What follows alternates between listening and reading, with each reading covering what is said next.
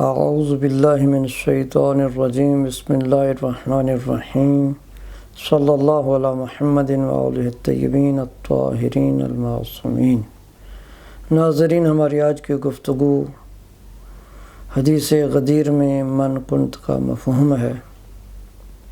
علم درایت کے مطابق جب بھی حدیث کے بارے میں بحث کی جاتی ہے تو دو اعتبار سے، ایک تو سند کے اعتبار سے، دوسرا دلالت کے اعتبار سے۔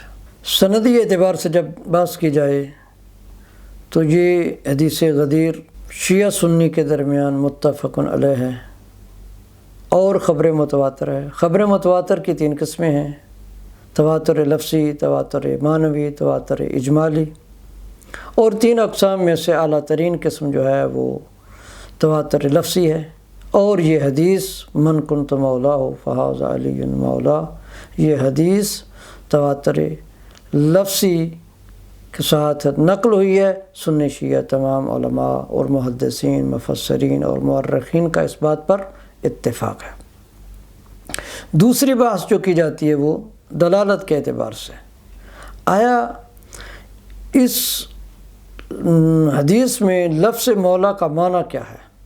آیا دوست ہے یا اولا بالتصرف ہے؟ اور اس لفظ مولا کی معنی کی تعیین کے لیے من اور کنت، یہ دو ایسے الفاظ ہیں جن کا بہت بڑا اہم کردار ہے اس معنی کی تعیین میں۔ عربی قواعد کے مطابق کلمہ من جو ہے وہ شرطیہ ہے اور فا جو ہے وہ فا جزائیہ ہے۔ جب بھی قضیہ شرطیہ استعمال کیا جاتا ہے تو اس کا مطلب یہ ہے کہ پہلے کا وجود ہے تو دوسرے کا لابد وجود ہوگا۔ مثلا جیسے کہ عربی میں کہتے ہیں ان طلعت الشمس فالنہار موجود، کہ اگر سورج موجود ہے تو اس کا مطلب دن ہے، اگر سورج نے طلوع نہیں کیا تو دن نہیں ہے۔ تو اس کا مطلب یہ ہے کہ اگر رسول اسلام مولا ہیں تو علی بھی مولا ہیں، اور اگر رسول اسلام مولا نہیں ہے تو علی بھی مولا نہیں ہے۔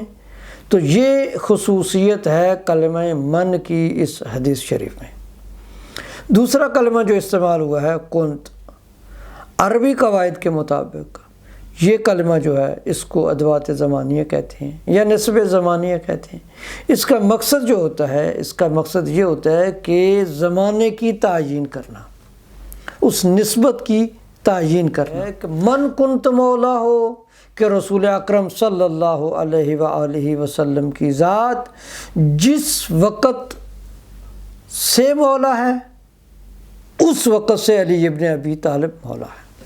کیوں کہ فہذا علی مولا کا جملہ جو ہے یہ تابع ہے من کنت مولا کے، یعنی اگر رسول اسلام کی اولویت ثابت ہو جاتی ہے، جیسا کہ قرآن کریم میں خداوند ارشاد فرماتا ہے النبی اولا بالمؤمنین من انفسہم، کہ نبی اولا بالمؤمنین ہے، یعنی کہ نبی جو ہے مومنین کے نفسوں پر ان سے زیادہ حق تصرف رکھتا ہے۔ تو قرآن کی روح سے یہ ثابت ہے کہ رسول اسلام جو ہے وہ اولا بالتصرف ہیں۔ جب یہ ثابت ہو گیا، اب سوال یہ ہے کہ من کنت میں یہ جو زمان ہے، یہ جو اولویت ہے، اس کی تحدید ہے یا تحدید نہیں ہے؟ بلکہ کلمہ کنت اس بات کی طرف اشارہ کر رہا ہے کہ یہ تحدید زمان کے اعتبار سے نہیں ہے، یعنی زمانہ ماضی کے اعتبار سے، زمانہ حال کے اعتبار سے اور زمانہ مستقبل کے اعتبار سے نہیں ہے۔ کیوں؟ اس لیے کہ زمانہ جو ہے وہ مطلق ہوتا ہے، یہ اس کی صفات ہیں، اور یہاں پر جو بیان کیا جا رہا ہے جس نسبت زمانیہ کو وہ مطلق ہے۔ اور جو لوگ یہاں پر فرضاً کانا کا ترجمہ جو کرتے ہیں، تھا کا ترجمہ کرتے ہیں، ماضی بعید کا ترجمہ کرتے ہیں، وہ علمی اعتبار سے بہت بڑی خطا ہے۔ کیسے؟ اگر یہی تھا کا ترجمہ کریں گے ہم تو پھر کان اللہ علیما حکیمہ کا کیا معنی کریں گے؟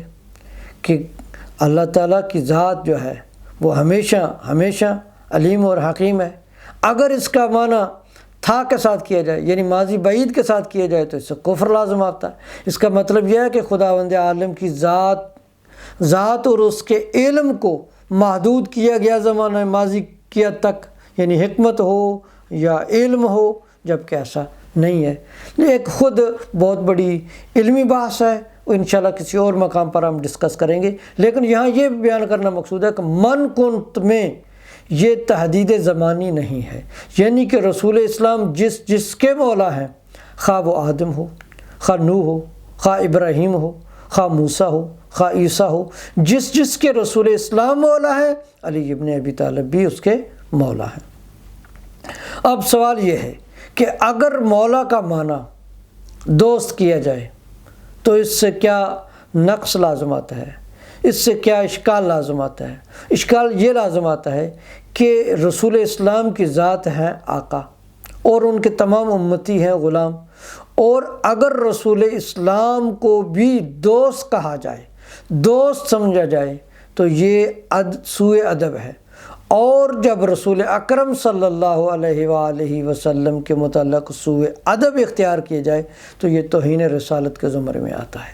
تو خود یہ روایت جو ہے یہ اس بات کی طرف اشارہ کر رہی ہے کہ رسول اسلام اپنی دوستی کو بیان نہیں کر رہے، بلکہ یہ قضیہ شرطیہ ہے، شرط ذکر کر رہے ہیں کہ جس کا میں مولا ہوں، جس پر میں حق تصرف رکھتا ہوں، اس پر علی ابن ابی طالب حق تصرف رکھتا ہے۔